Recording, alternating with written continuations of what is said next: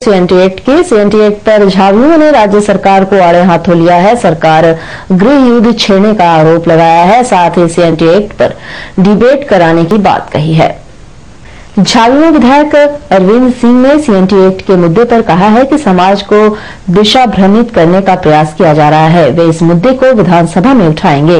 उन्होंने ये भी कहा कि सीएनटी एक्ट पर डिबेट हो। जो लोग सीएनटी एक्ट की बात करते हैं वे ही एक्ट का सबसे अधिक उल्लंघन किए हुए हैं। पॉलिटिक्स खेल रहा है, समाज को दिग्भ्रमित करने का प्रयास कर रहे हैं। हम लोग इस मुद्दा को इस बार विधानसभा में उठाएंगे और मैं समझता हूं कि इस पे डिबेट होनी चाहिए। इस बार के विधानसभा में सीएनटी एक्ट पे ही डिबेट हो और सारे लोगों की कलह खुलेगी। जो लोग सीएनटी एक्ट का सपोर्ट करने की बात करते हैं उन लोगों ने ही सबसे ज्यादा सीएनटी एक्ट का उल्लंघन किया है। तो इस बार डिबेट का जो पहला सब्जेक्ट होगा, जब कार्य मंत्रणा की बैठक होगी जिसमें विषय तैयार होता है, उसमें हम लोग इसको पहले एजेंडे के रूप में लेंगे कि सीएनटी एक्ट पे बहस हो और इस पे बातें आए, क्योंकि 1906 का ये एक्ट बना हुआ है। आज भी हमारे जो आदिवासी भाई हैं, पिछड़े भाई हैं, वो सबसे ज्यादा उपेक्षित हैं। अब उसको किस ढंग से रखना चाहते हैं, जमीन ही नहीं है, खाली मुद्दा, उसको मुख्य धारा से कैसे जोड़ें, कैसे उनका विकास हो, इस दिशा में होना चाहिए कि आप एक एक्ट को ला करके उसको मिसयूज करके अपने इंटरेस्ट में कर रहे हैं, ये सबसे बड़ी बात है। वहीं काशीडीह कार्यालय में झाविमो केंद्रीय सचिव अभय सिंह ने संवाददाता सम्मेलन किया और सीएनटी एक्ट पर राज्य सरकार को आड़े हाथों लिया। उन्होंने कहा कि सीएनटी की धारा 46 को राज्य सरकार संशोधित नहीं करती है तो यह राज्य विकास के बजाय विनाश की ओर बढ़ेगा। उन्होंने आरोप लगाया है कि राज्य के मंत्री मथुरा महतो ने सीएनटी एक्ट पर भड़काऊ बयान देकर राज्य को गृह युद्ध की ओर धकेलने का प्रयास किया है। उन्होंने ये भी कहा कि इतने गंभीर समस्या का जन्म भाजपा गठबंधन सरकार की एक राजनीति का हिस्सा है। साथ ही अनेक प्रश्न पूछे हैं, जवाब नहीं मिलने पर भाजपा नेताओं का पुतला जलाने की घोषणा की है। सरकार के भू राजस्व मंत्री श्री मथुरा महतो जी के द्वारा यह बयान आना कि सीएनटी की धारा 46 के अंतर्गत जिन लोगों ने भी उल्लंघन किया है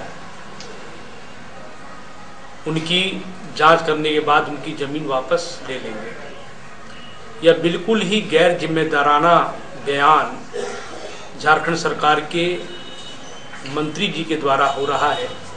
बिल्कुल ही झारखंड को अशांत करने की रणनीति में वो व्यक्ति काम कर रहे हैं।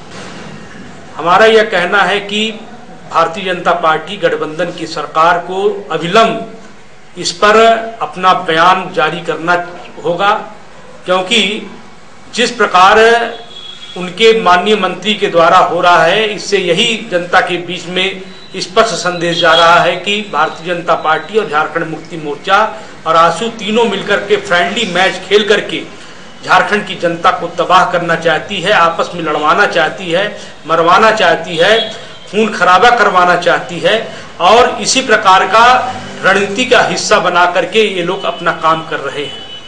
मेरा यह मानना है कि आज जिस प्रकार सीएनटी एक्ट की धारा 46 के अंतर्गत जो भी निर्णय हुआ, जो भी कानून बना, नियम बना, वो आज से लगभग 100 बरस पहले से बना है, जो अंग्रेजों के जमाने बना, और उसे आज अगर लागू किया गया तो झारखंड में 90 से लेकर 90% लोग इससे प्रभावित हो जाएंगे। जो पिछड़े लोग हैं, पिछड़े वर्ग के लोग हैं, वो अत्यंत गरीब होते चले जाएंगे, उनकी जमीन की बिक्री कमजोर होगी और साथ ही साथ एक अफसरशाही का जन्म होगा। जिस प्रकार अंग्रेजों के जमाने में अफसरशाही हावी होता था, उसी प्रकार अफसरशाही हावी होगा। कल तक मथुरा महतो जी बोलते थे कि मैं 86-32 के लोगों को मालिकाना हक देंगे, और जहां पर लोगों की जमीन है उसको आप बोलते हैं हम वापस करेंगे। तो इससे यह प्रमाणित हो गया कि उनके चाल, चरित्र और चेहरा उनका उजागर हो गया है कि वो किस प्रकार के हैं और भारतीय जनता पार्टी की गठबंधन की सरकार किस प्रकार चल रही है।